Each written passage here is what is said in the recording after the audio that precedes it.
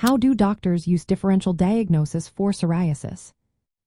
Imagine trying to solve a puzzle where many pieces look similar but fit into different spots. That's what doctors do when they diagnose psoriasis. They start by carefully examining the skin to see how the lesions look and where they are on the body.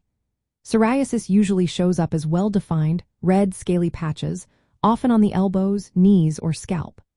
But because psoriasis has different forms, like plaque, guttate, pustular, or inverse, it can look like other skin conditions. Doctors consider other possibilities that might look similar. For example, atopic dermatitis, which causes itchy, inflamed skin, often appears in flexural areas like the inside elbows or knees. Contact dermatitis results in sharply outlined patches after exposure to an allergen. Lichen planus causes purple, flat-topped bumps, sometimes with mucous membrane involvement. Secondary syphilis can cause copper-colored lesions on the palms and soles. Fungal infections like tinea nul produce ring-shaped, scaly patches. Pityriasis rosea often shows a Christmas tree pattern on the trunk.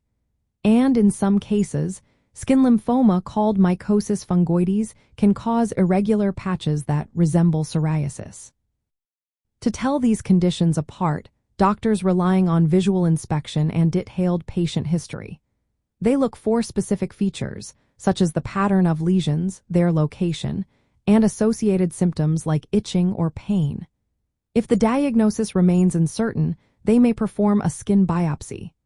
This involves removing a small piece of skin and examining it under a microscope. Psoriasis has characteristic features like thickened epidermis, elongated reedy ridges, dilated blood vessels in the dermis, and collections of immune cells called Monroe's microabscesses. This microscopic look helps confirm psoriasis and rule out other diseases. Sometimes, doctors use dermoscopy, a non-invasive tool that magnifies the skin's surface.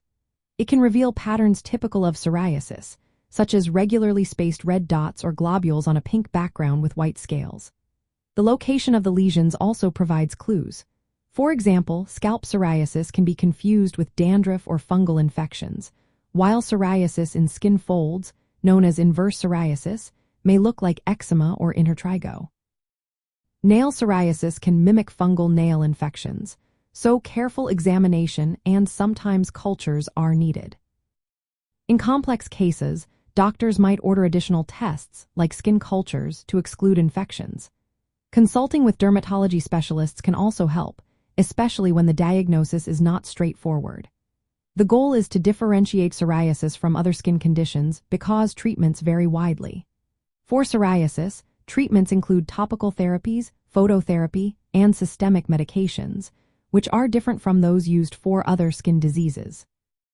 In summary, doctors use a combination of visual assessment, patient history, microscopic examination, and sometimes special tools or tests to perform a thorough differential diagnosis. This careful process ensures patients receive the right treatment and helps avoid unnecessary or ineffective therapies. If you suspect psoriasis or have skin concerns, it's always best to see a healthcare professional for an accurate diagnosis and personalized advice.